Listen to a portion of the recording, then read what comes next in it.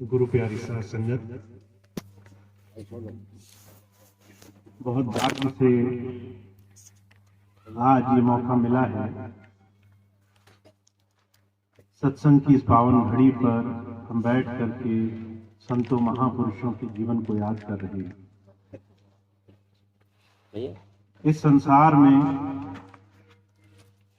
अनेकों अनेकों वर्षों से दुनिया के अलग अलग कोनों में अनगिनत संत महापुरुष आए और अपने अपने अनुभव के आधार पर उन्होंने परमात्मा का भेद दुनिया को दिया है। इस संसार में आपका और हमारा जन्म लेना यह सार्थक तभी है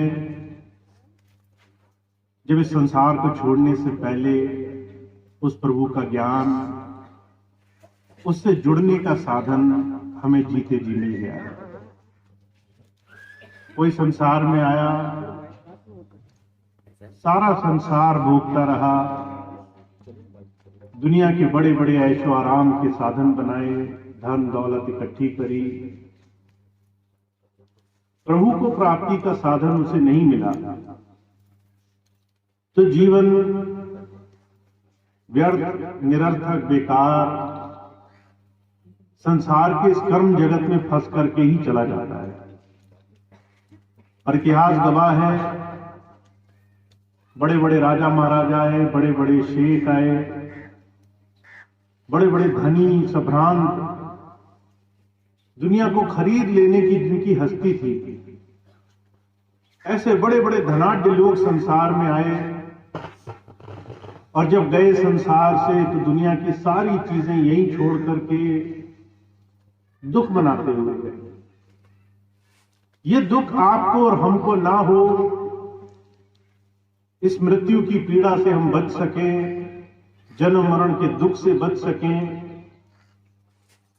ये एक बहुत बड़ा कारण होता है जिसके लिए संत, प्रभु प्राप्त योगी हमें हमारे जीवन में नाम और दीक्षा देते हैं। महाराज जी कहा करते थे, आज तक मृत्यु की पीड़ा, मौत का दर्द कोई कहीं को बयान नहीं कर पाया है।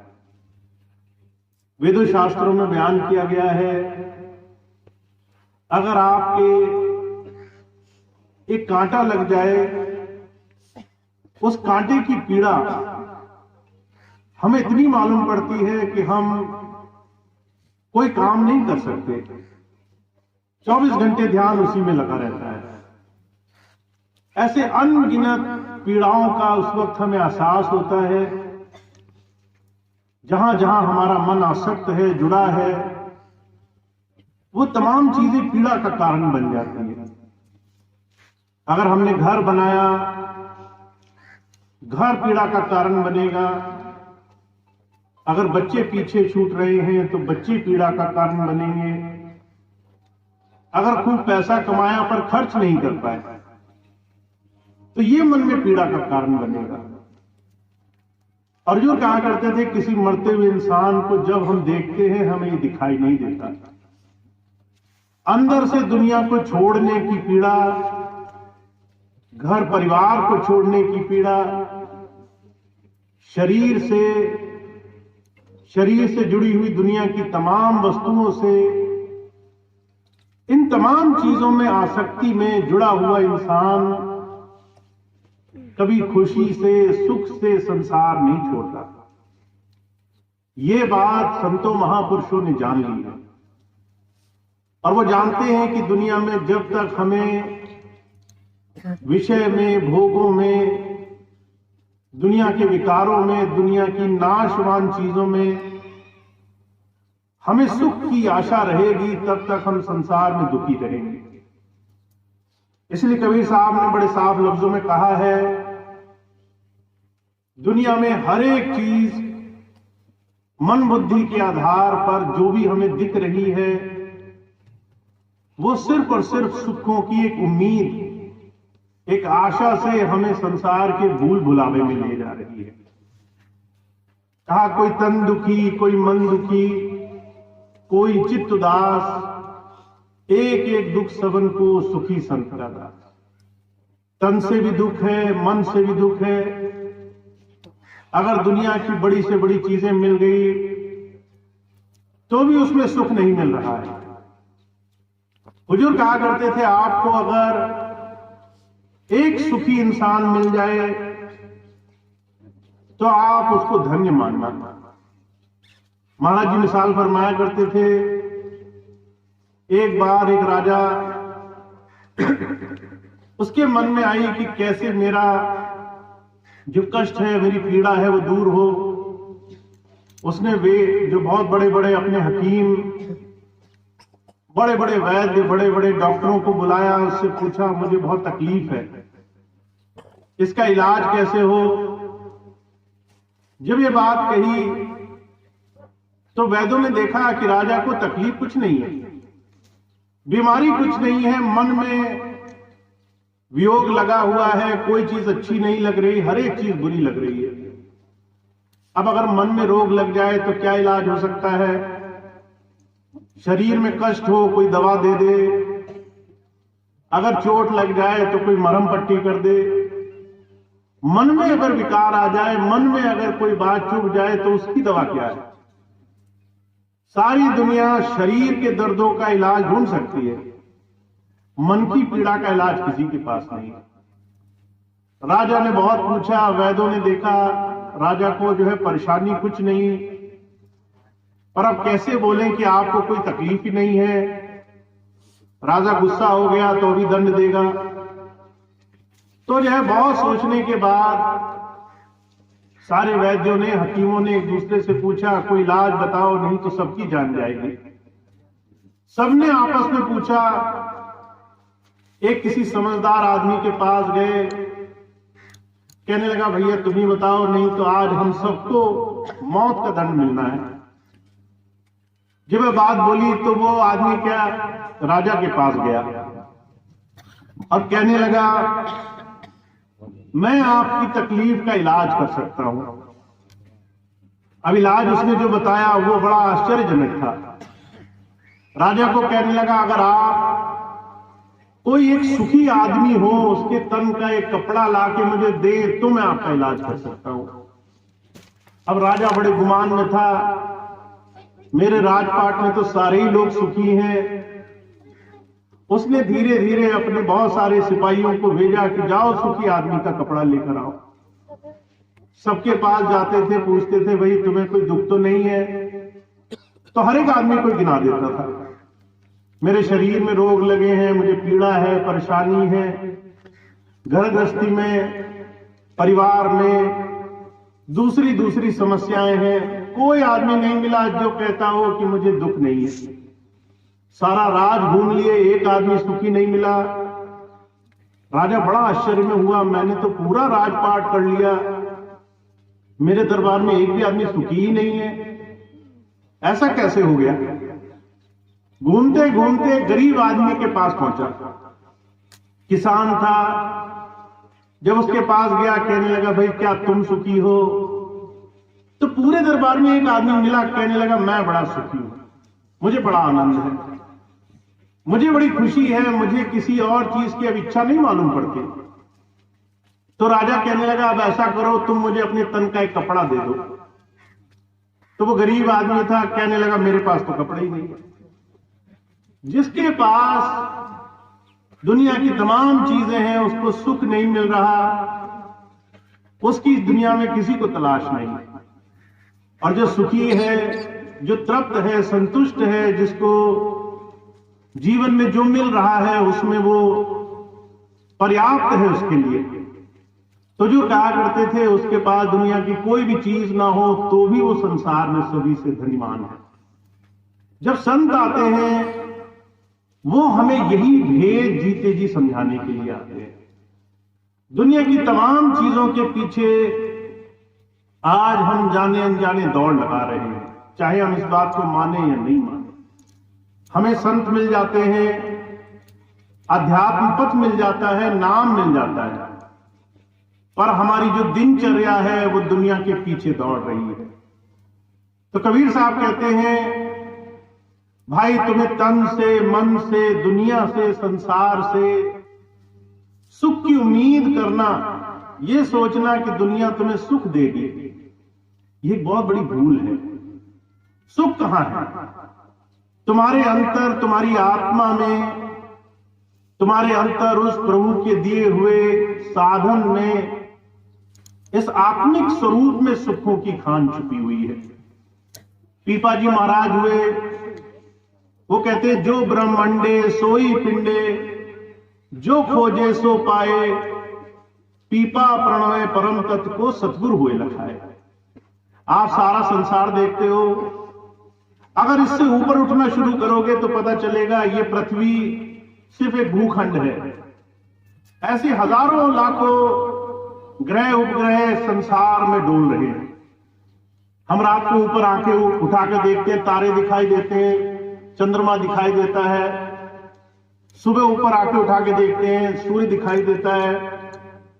हुजूर कह रहे हैं इस ब्रह्मांड में ऐसे अनगिनत ग्रह उपग्रह चारों तरफ चक्कर लगा रहे हैं।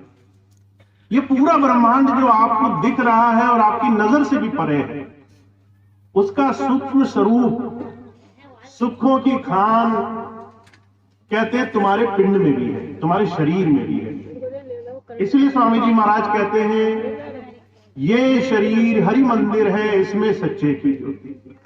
आपका ये जो शरीर है, आपको हार्ड मांस का शरीर ऐसे नहीं दे दिया गया कि आप ये शरीर लो, इसको संसार में बरतो, खाओ पियो। कहते हैं ये वो हरि का मंदिर है जिसे उसने अपने हाथों से बनाया है, और इसी हरि मंदिर में वो हरि वास करता है। इसी शरीर के अंदर परमात्मा का वास है। और पीपा जी महाराज कह रहे हैं सदगुरु मिलेगा तभी ये रास्ता मिलेगा। गुरु मिलेगा तो सारे ब्रह्मांड का भेद तुम्हारे पिंड में तुम्हें दिखाने की समर्था रखता होगा। वो तुम्हारे पिंड में तुम्हें उस प्रभु से जोड़ने का साधन देगा। अब वो साधन मिलेगा कैसे? महाराज जी कहा करते थे इसके लिए जिस समर्थ पुरुष के पास गए हो उसकी समर्थता को समझो। अगर तुम डॉक्टर के पास गए हो, वो तुम्हें रोग मिटाने की दवा देगा। अगर तुम वकील के पास गए हो तो मुकदमा दूर करने की सलाह देगा। अगर तुम वकील से दवाई मांगो और डॉक्टर से सलाह मांगो कि वो तुम्हें मुकदमा दूर करा दे, तो वहां तुम्हारा काम नहीं बन पाएगा। ठीक उसी तरह से जब तुम समर्थ पुरुष के पास जाते हो, वो सूक्ष्म भेद समझाने की बात करने के लिए आता है, जो आंखों से बहुत महीन है, जो तुम्हारे पिंड का भेद है, तुम्हारे शरीर के अंदर है, और तुम्हारी दो आंखों के बीच से उसका रास्ता शुरू होगा। तो जो कहा करते थे जब किसी संत के पास कोई जाता है तो संत किसी जीव को सबसे पहले विवेक से इस भेद को समझाते हैं कि इन संसार में सारी चीजों में सुखों की खान उस परमात्मा से जुड़ने का साधन है। और वो मिलेगा कैसे? नाम दीक्षा से। उसे तुम राम नाम कह लो, उसे तुम गुरु नाम कह लो, उसे तुम गुरु मंत्र कह लो। वो तरीका जो तुम्हें देह से ऊपर उठाएगा। और ये तरीका अभ्यास से, गुरु के बताए हुए साधन से हमें शरीर में प्राप्त हो सकता है। स्वामी जी महाराज के जीवन की घटना आपको मैं सुनाऊंगा। स्वामी जी ने आर्य समाज में अपना सारा जीवन जिया। तो आर्य समाज में गुरु को शरीर रूप में परमात्मा को प्राप्त कराने वाले योगी की मान्यता नहीं मानते। ये नहीं कहते कि कोई इंसान परमात्मा से जोड़ सकता है। ये बात स्वामी जी ने सारा जीवन बचपन से सुनी। सेवा ही सब कुछ होती है, शुभ कर्म सब कुछ होते हैं, समाज सेवा सब कुछ होती है। पर यह बात कभी नहीं सुनी थी कि कोई अभ्यस्त पुरुष भी होता है, सदगुरु भी होता है। तो जब स्वामी जी महाराज ने आर्य समाज में सारा जीवन गुजार लिया, यज्ञ नियम हवन तमाम चीजें उसकी व्यथा थी, पर उन्हें ये लगन रही कि कैसे मुझे रास्ता मिले। तो उन्हें एक बार किसी ने बताया कि हुजूर कृपाल सिंह जी महाराज के सत्संग में आओ, वहां आओगे तो हो सकता है तुम्हें कुछ तुम्हारे भेद का रास्ता मिले। अब स्वामी जी आर्य समाजी थे, जब किसी इंसान के मन में कोई गांठ बन जाती है कि मैं ऐसे ही चाहता हूं, इसी तरीके से कोई काम हो, तो उससे पहले नहीं मानता। स्वामी जी मन में धारणा लेकर गए, मैं शरीर रूप में गुरु को नहीं मानता। अगर जो है मैं वहां गया सत्संग में और मुझे कुछ ऐसी बात सुनाई दी, तब तो मैं उनका पालन करूंगा। स्वामी जी सत्संग में गए, महाराज जी उस दिन सत्संग कर रहे थे। कहते कहते बोले, गुरु जो है तुमसे अपनी पूजा कराने के लिए नहीं आता है। गुरु इस संसार में अपने आप को पूजा पाठ, जब तक नियम संयम के साधन करवाने के लिए नहीं आता है। वो ये नहीं कहता कि मुझे मानो। गुरु मार्गदर्शक होता है और वो तुम्हारा रास्ता दिखाने के लिए तुम्हारे साथ बैठ करके तुम्हें साधन से जोड़ने के लिए प्रयास करता है। अब ये बात अच्छी लगी, सत्संग समाप्त हुआ। मन में फिर भी स्वामी जी के ये बात थी कि नाम लूं कि नहीं। महाराज जी आए, महाराज जी ने सबको कहा नाम ले लो। स्वामी जी कोशिश कर रहे थे नाम ना मिलना पड़े तो अच्छा रहे। सत्संग पूरा हो गया, धीरे से पीछे से निकल जाएंगे। जब जाने की सोच ही रहे थे तो महाराज जी आए, कहने लगे, काका तू भी नाम लेगा। अब स्वामी जी ने सोचा, आप तो कह ही रहे, इतने बड़े बुजुर्ग हैं, कैसे मना किया जाए। नाम लेने के लिए बैठे तो महाराज जी ने बोला, गुरु तुम्हें अंतर जोड़ता है प्रभु धारा से। पहले अंधकार होगा, अंधकार में प्रकाश होगा। जैसे ब्रह्मांड में सूर्य चांद तारे ऐसी तमाम चीजें दिखाई देती हैं, ऐसे धीरे धीरे तुम्हारा अनुभव शुरू होगा। महाराज जी की ये बात सुनी तो स्वामी जी को जिज्ञासा हुई, करने में कोई दिक्कत नहीं है। स्वामी जी ने नाम लिया, भजन पर बैठे। वहां कुछ अनुभव नहीं हुआ स्वामी जी को। स्वामी जी कहने लगे, मुझे तो अनुभव ही नहीं हुआ। महाराज जी तो कहते थे खुली आंखों अनुभव हो जाते हैं। जब वो महाराज जी के पास गए तो महाराज जी कहने लगे, काका 40 दिन ऐसे नियम से करके देखना। आज अनुभव नहीं हुआ, कोई बात नहीं, 40 दिन का नियम बांधो। अब स्वामी जी कहने लगे, नाम ले लिया, दीक्षा ले ली, तो 40 दिन भी करके देखते हैं। उस दिन स्वामी जी ने संकल्प बांधा, 40 दिन पूरे मन से करेंगे, नहीं मिला तो छोड़ देंगे, अगर अनुभव मिला तो फिर गुरु पक्का है। नाम ले चुके थे, घर आए, नियम संकल्प बांध लिया कि रोज नियम से नाम की कमाई करनी है। नाम की कमाई करना मुश्किल काम नहीं होता है। मुश्किल तब होती है जब हम नाम को छोड़ करके दुनिया के सारे काम अपने जीवन में बनाकर रखते हैं। हम सारी दुनिया में दौड़ लगाते हैं, हम सारी दुनिया की चिंताएं करते हैं। शहनशाह जी महाराज कहते हैं, आप अगर नामदानी हो, गुरु से जुड़े हुए हो, तो इसकी परख होती है। आपने अगर डॉक्टर की दवाई खाई तो आप तब मानोगे जब इलाज आपके फलीभूत हो गया, आपका दुख दर्द दूर हो गया। आप अगर अपने बच्चों को स्कूल में भेजो, स्कूल अच्छा है बुरा है, तब मानोगे जब बच्चा पढ़ लिख करके ज्ञानी विद्वान बन गया। ऐसे ही जब आप गुरु नाम से जुड़े तो इसकी भी एक पैमाइश है, इसकी भी एक परख है। शहनशाह जी महाराज कहते हैं, चाह गई चिंता गई, मनवा बेपरवाह, जिसको कुछ नहीं चाहिए सो शाह। गुरु जो है तुम्हें सेवक नहीं बनाने के लिए आता, मालिक बनाने के लिए आता है। सबको, सारी चीजें, सब कुछ तुम्हारे एक जरा से इशारे पे काम करें, ऐसी समर्थता तुम्हें देने के लिए आता है। पर शहनशाह जी महाराज कह रहे हैं, इसकी शुरुआत जब करोगे तो तुम्हें कुछ चीजें दिखाई देंगी। पहली चीज दिखाई देगी, तुम्हारी दुनिया की तमाम भौतिक इच्छाएं कम होने लग जाएंगी। आज मैं देखता हूं बहुत से लोग मान बड़ाई, सुख दुख, दुनिया की तमाम छोटी छोटी चीजों में इतना ज्यादा भ्रमित हो जाते हैं, उनको जीवन में अच्छी और बुरी चीज के बीच का भेद नहीं दिखाई देता। मैंने एक बार एक भाई को देखा, उनके पास गए, 2-4 लोगों ने उनको नमस्कार नहीं किया। जब हाथ जोड़कर प्रणाम नहीं किया तो इसी बात पर गुस्सा हो गए। कहने लगे, तुमने हमारा सम्मान नहीं किया, तुमने हमारा नाम नहीं लिया, तुमने हमसे ठीक से बात नहीं की, हम तुमसे बात नहीं करेंगे। कई दिनों तक बात ही नहीं करी क्योंकि मान नहीं मिला, सम्मान नहीं मिला। पर शहनशाह जी महाराज कह रहे हैं, आपका गुरु नाम से जुड़ने का सबसे बड़ा असर क्या है? आपकी चाह कम होने लग जाएगी। आपको किसी ने गद्दी पर बिठाया तो भी ठीक, नहीं बिठाया तो भी कोई मन में चिंता नहीं है। आपने किसी ने आपका सत्कार किया तो भी ठीक, नहीं भी किया तो भी हमें किसी के सत्कार की जरूरत नहीं है। आपको किसी ने अच्छा बोला तो भी ठीक, आपके बारे में नहीं बोला तो भी आप जानते हैं कि आप अंदर से कैसे हैं। अंदर से तमाम भेदभाव, ऊंच नीच की भावना अपने आप स्वतः कम होने लग जाती है। तो जो कह रहे हैं आपकी चाह थोड़ी कम होगी, चिंताएं थोड़ी कम होंगी। आज अगर हमारे अंदर चिंता लगी है कि हमारे बच्चों का कल क्या होगा, हमारे शरीर का क्या होगा, हमारा भविष्य कैसा होगा, हमारे मकान बनेंगे नहीं बनेंगे, जमीन जायदाद बढ़ेगी नहीं बढ़ेगी, तो जो कहते हैं ऐसी तमाम चिंताएं आपको गुरु पथ पर चलने से रोकती हैं। ये तमाम चिंताएं बाधक हैं। जब आप नाम लेने बैठोगे तो यही सारी चीजें आपके दिमाग में घूमेंगी। बहुत से लोग ऐसे हैं जब ध्यान करने बैठते हैं तो या तो उनको दुनिया याद आती है, दुनिया की चीजें याद आती है। कई बार तो ऐसी चीजें याद आती हैं जिनका कोई लेना देना नहीं, फिर भी तमाम चीजें हमारे मन को बांध करके हमें गुरु पथ से अलग ले जाती है।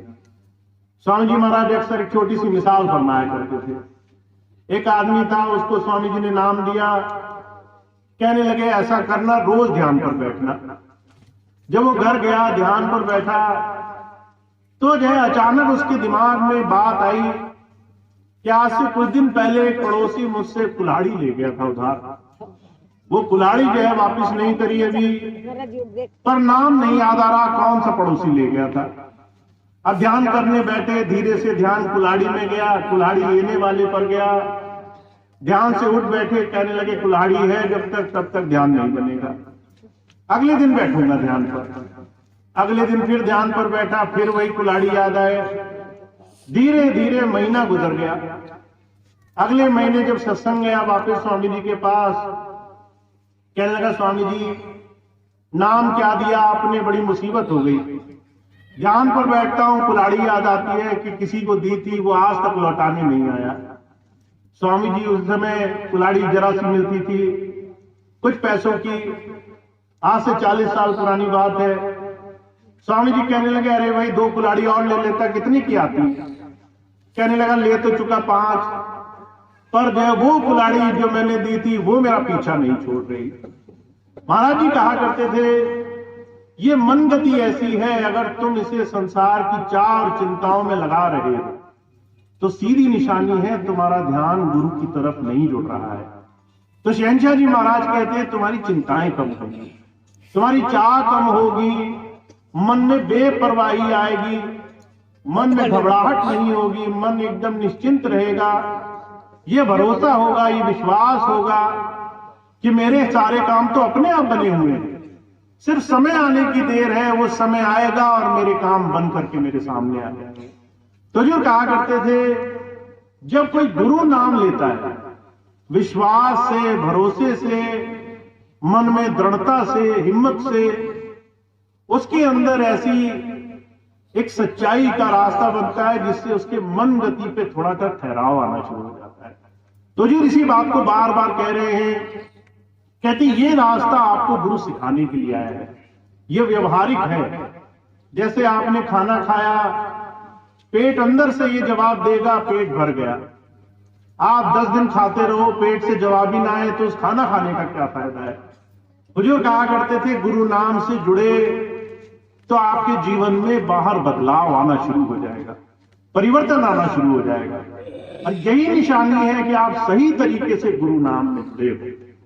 तो इसीलिए पीपा जी महाराज कहते हैं आपके पिंड में, आपके शरीर में उस प्रभु से जोड़ने का साधन, 2 आंखों के पीछे जहां माताएं बिंदी लगाती हैं, भाई तिलक लगाते हैं, वहां जुड़ करके वहां तक शरीर में सिमटाव की स्थिति बना करके गुरु कराने के लिए आया है। और ये आप कैसे करोगे?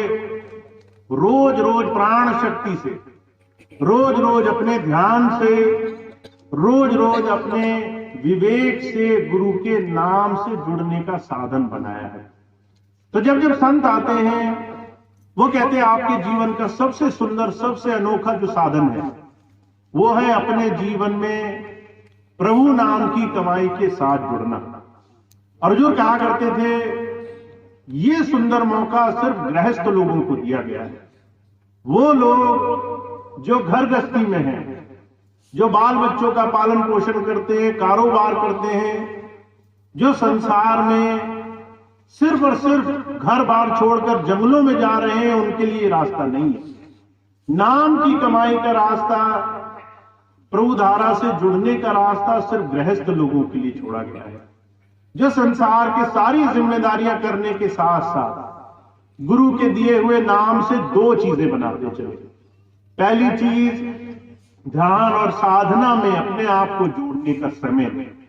अगर आपके पास 24 घंटा है, एक दिन का समय है, हुजूर कहा करते थे 24 घंटे में से अगर आपने थोड़े से थोड़ा समय भी निकालना शुरू किया है तो आपका जीवन सार्थक होने लग जाएगा।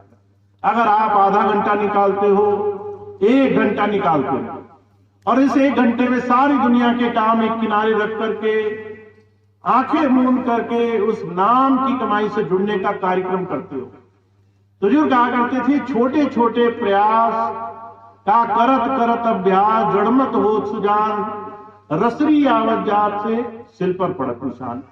महाराज जी मिसाल फरमा रहे, कहते पुराने समय में कुएं से पानी निकालते थे तो रस्सी जो है उसको पत्थर पर रोज पानी निकालते वक्त ऊपर नीचे रोज घर्षण होता था। कभी आपने सुना है कि पत्थर पर जो है एक रस्सी जूट की बनी हुई, वो मोटी सी लकीर खींच दे, जूट की जो है रस्सी से पत्थर कट जाए। पर जो कहा करते थे हमारा अपना दैनिक जीवन इस बात की गवाही है, रोज रोज वो रस्सी पत्थर पर चलती थी और पत्थर कट जाते थे। तो जो कहा करते थे अगर तुम रोज अभ्यास करोगे तो पत्थर भी तुम्हारी रस्सी से कट जाएंगे। अगर तुम रोज अभ्यास करोगे तो तुम्हारे छोटे छोटे प्रयास से बड़े काम बड़ी आसानी से सुलभ हो जाएंगे। तो पहली बात स्वामी जी महाराज ने कही, अगर नाम मिला है या नाम लेने की चाह है तो अभ्यास को बड़ा जोर देना, रोज समय निकालना। तुम्हारा संकल्प होना चाहिए, जैसे माताएं बहनें भाई संकल्प रखते हैं, मंगलवार का व्रत रखेंगे, बृहस्पतिवार का व्रत रखेंगे, बड़ा संयम से लोग नियम में व्रत का पालन करते हैं। अगर व्रत मान लिया कि आज पानी नहीं पिएंगे तो कोई संसार की शक्ति नहीं है जो उन्हें पानी पिला सके। अगर व्रत धारण कर लिया कि आज अन्न नहीं खाएंगे तो कोई शक्ति नहीं जो उनका व्रत तोड़वा सके। हुजूर कहा करते थे ऐसा व्रत रखना होगा, ऐसा संकल्प रखना होगा कि हमें रोज रोज उस मालिक की याद में बैठना है, रोज रोज आंखें मूंद करके अंदर गुरु दिए हुए नाम से जुड़ना है। अब ये काम करने के लिए दूसरी बड़ी भारी चीज की आवश्यकता होगी आपको, और वो है आपका सिमरन अच्छा होना चाहिए। आप जिस चीज में मन लगाकर रखोगे वो चीज आपके मन में घर कर जाएगी। अगर आप 24 घंटे चिंताओं में लगे हो, कारोबार में लगे हो, फिक्र में लगे हो, भूत भविष्य वर्तमान किसी भी चीजों में आपका मन लगा हुआ है, तो जब आंखें मूंद कर ध्यान पर बैठोगे तो यही मन की सिमरन शक्ति आपको फंसा कर रखेगी। दुनिया का सिमरन किया है तो दुनिया याद आएगी, अगर मालिक का सिमरन किया है तो मालिक याद आएगा। तो जो कहा करते थे सिमरन बहुत बड़ी शक्ति है। आप अगर खाना बना रहे हो मन से सिमरन कर सकते हो, आप सड़क पर चलकर जा रहे हो सिमरन कर सकते हो, आप अगर सुबह उठे हो सिमरन कर सकते हो, शाम को सिमरन कर सकते हो, आप दुनिया के किसी भी काम में सिमरन कर सकते हो। और जो कहा करते थे सिमरन की एक खूबसूरती है, पहले आप करोगे तो जबान से करना पड़ेगा। आप 5 शब्द जो आपको दिए गए जब पहले उसको याद करने की कोशिश करोगे तो जबान से जोर लगाना पड़ेगा, बोलना पड़ेगा, वरना ये याद नहीं रहेंगे, बीच बीच में टूट जाएगा सिमरन। फिर एक समय ऐसा आएगा जबान से नहीं करना पड़ेगा, अपने आप मन ही मन चलता रहेगा। आप जो है चाहे कितनी भी कोशिश करो, आप दुनिया का कोई भी काम करो, मन ही मन वो सिमरन चलता रहेगा। हुजूर कहा करते थे उसकी एक तीसरी अवस्था आएगी, वो ये कि आपको खबर भी नहीं लगेगी, आपका हर वक्त हर घड़ी मन सिमरन में लगा रहेगा। तो जो कहा करते थे ये 3 सीढ़ियां हैं, अगर आपको सिमरन खूब अच्छा करना है तो आपको अपनी दिनचर्या में थोड़ा थोड़ा समय निकाल करके, चाहे कोई भी काम कर रहे हो, उसमें 5 नाम का सिमरन, उसमें याद गुरु की तरफ जोड़ करके दुनिया की चिंताओं से अलग हट करके थोड़ा थोड़ा समय देने में काम बनेगा। तो जो कहा करते थे इस मन गति को रोकने के लिए, इस मन को चिंताओं से बचाने के लिए, इस मन को संसार की तमाम बातों से बचा कर रखने के लिए संतों ने सिमरन जारी कराया। तो वो बड़े भाग्यशाली होते हैं जिन्हें सदगुरु का साथ मिल जाता है, नाम मिल जाता है। नाम से इस जीते जी प्रभु धारा से जुड़ने का साधन मिल जाता है। ये साधन आप में से बहुत से भाई बहनों को मिला है, वो बहुत भाग्यशाली हैं, बहुत बहुत समय से गुरु के दिए हुए नाम से जुड़े हुए हैं। अब इस नाम सिमरन को रोज रोज बनाकर रखना है। मैं बात बार बार इसलिए कहता हूं, अभी 2 साल पहले बहुत बड़ी महामारी हुई, आपने सब देखा, सारा विश्व वो अपने अपने कमरों में बंद होकर के रह गया। लोग घर से बाहर निकलते हुए घबराते थे, घर से बाहर निकलने में लोग नहीं गए, रिश्तेदारियों में नहीं गए, खुशी में नहीं गए, गम में नहीं गए, किसी से मिलते हुए लोग डरते थे कहीं ऐसा ना हो हमें रोग लग जाए और हम भी ना जाने किसी ऐसे रोग के कारण चलते फिरते शरीर छोड़ दें। मौत का ऐसा भय इस पूरी शताब्दी में कभी और नहीं हुआ लोगों को। ऐसे समय में मैंने देखा वो लोग जो परमात्मा को मानते नहीं थे, वो सुबह शाम भजन सिमरन करने लगे। मैंने देखा वो लोग जो नाम तो ले चुके थे, नाम में भूले बैठे थे, सुबह शाम याद करने लगे। मैंने देखा वो लोग जो घर से सत्संग में नहीं जा पाते थे, फोन उठा उठा करके सत्संग करने लगे। चाहे दिन में 2 सत्संग मिले, 4 सत्संग मिले, सत्संग से जुड़ना शुरू कर दिया, प्रार्थना करनी शुरू कर दी, भजन करना शुरू कर दिया। इस मौत की पीड़ा के आगे, मौत के भय के आगे सबने प्रार्थना शुरू कर दी।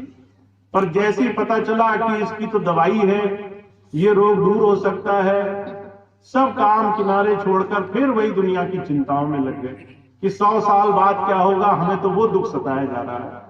तो जो कहा करते थे इस बात को भूलना नहीं है।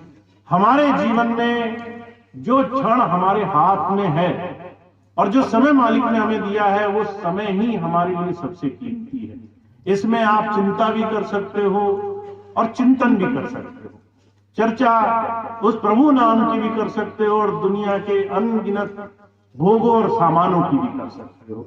तो ये बात सिर्फ गुरु सिखाता है, कैसे मन को रोकना है और कैसे उस प्रभु नाम के चिंतन में, उस याद में अपना समय गुजारना है, चिंताओं में समय बचा लेना है। तो आप सब बहुत भाग्यशाली हैं, स्वामी जी का नाम मिला हुआ है। इस नाम को खूब कमाइए। जितना जितना आप समय दे दोगे, जितना जितना आप संकल्प धारण कर लोगे, उतना उतना आपको उसका लाभ मिलेगा। दूसरी बात यह है कि आपको सत्संग मिला हुआ है, सत्संग में खूब खूब अपने जीवन को जोड़कर रखिए।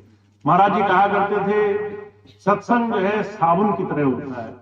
जैसे साबुन अगर गंदे कपड़े पर लगाओ मैल कट जाती है, ऐसे सत्संग अगर मिल जाए तो मन की मैल कटने लग जाती है, मन के हजारों विषय विकार अपने आप ढीले पड़ने लग जाते हैं।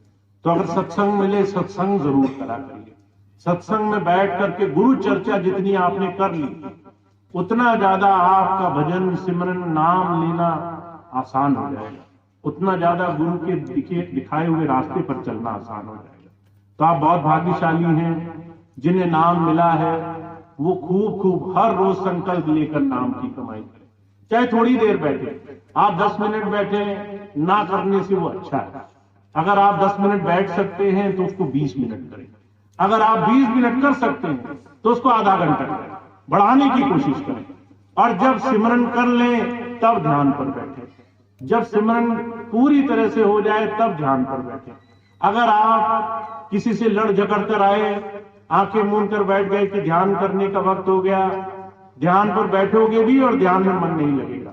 इसीलिए पहले याद बनाओ, खूब मन में सिमरन करो, उसके बाद थोड़ी देर ध्यान पर बैठो। जब आप ये 2 काम करने लग जाएंगे तो आप देखेंगे आपकी सारी चिंताएं, सारी परेशानियां, सारी दुनिया की ऐसी चीजें जो आपके मन को परेशान करती हैं, वो अपने आप पे से अपना असर खो देंगे और आप ऐसे रहोगे। हुजूर कहा करते थे कि कोई सत्संगी होता है, उसकी एक बहुत सुंदर पहचान होती है। कहा जैसे जल में कमल निरालम मुर्गाए निशाने, सूरज शब्द भव सागर तरिए नानक नाम रखाने। कहते जैसे जल में मुर्गा भी एक पक्षी होता है, वो पानी के अंदर रहता है। जब पानी से उड़ता है तो उसे अपने पर नहीं सुखाने पड़ते, वो पानी से निकलते ही उड़ जाता है। कहते जैसे कमल होता है, कीचड़ में रहता है, पर कीचड़ में रहने के बाद भी उसकी पंखुड़ियों पर कीचड़ का एक छोटा सा भी लेश मात्र असर नहीं होता। कहते ऐसे ही सत्संगियों को हो जाना चाहिए। वो सूरत से शब्द को ऐसा जोड़ ले, गुरु नाम से रोज रोज मेहनत करके अपने आप को ऐसा जोड़ ले कि दुनिया की 1000 जगह हाहाकार मची हो, लोग एक दूसरे को चाहे कितना ही संसारिक दृष्टि से देखते हो, हमें चिंता ही ना हो, और हम ऐसा गुरु नाम में रंगे हो कि हमें सिर्फ विश्वास रहे, उस मालिक पर भरोसा रहे, और हम अपने आप को उस विश्वास से जोड़ करके जीवन गुजारें। तो आप और हम इस रास्ते से लगे हैं, खूब प्रेम से रोज अपने आप को अभ्यास से जोड़ना है। तो ये स्वामी जी की थोड़ी सी बात थी जो मैंने आज आपकी सेवा में रखी। आप सभी भाई बहनों का बहुत बहुत धन्यवाद है। मैं बार बार ये कहता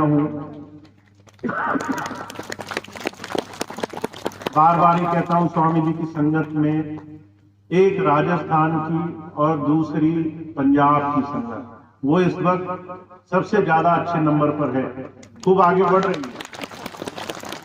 और कारण ये है कि आपके मन में उस प्रभु नाम में अपने आप को जोड़ने के बाद कोई मन में भेदभाव नहीं है।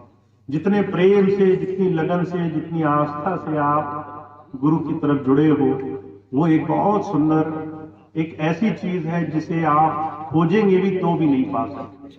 तो इस चीज का लाभ उठाइए, खूब सच्चे दिल से उस मालिक की याद में जुड़े रहिए, ताकि जीवन में हर एक चीज आसान हो जाए। तो इतनी बात थी। अब आज का सत्संग कार्यक्रम समाप्त होगा। प्रसाद की व्यवस्था है, सभी भाई बहन लंगर प्रसाद छकेंगे। यहाँ पर मासिक सत्संग होता है, और यहाँ के मासिक सत्संग में जो भी भाई बहन, साप्ताहिक सत्संग होता है हर सप्ताह, तो जो भी भाई बहन सत्संग में जुड़ना चाहे वो भाई बहन यहाँ पर मालीराम जी से और दूसरे जितने भी भाई बहन हैं संपर्क करेंगे, आपको सूचनाएं देंगे, ताकि सत्संग से आपको जुड़ाव और बनना शुरू हो। तो साप्ताहिक सत्संग में आए, अगर साप्ताहिक में नहीं आ सकते हैं तो 2 सप्ताह में आए, 1 महीने में आए, पर सत्संग से जुड़ेंगे तो आपको गुरु भक्ति के रास्ते पर लगने में बड़ी आसानी हो जाएगी। तो ये आज के कार्यक्रम के बाद साप्ताहिक सत्संग चलते रहेंगे। आप उसमें जरूर अपना सहयोग, अपना भागीदारी, अपना समय दें, जिससे आपको लाभ पहुंचे।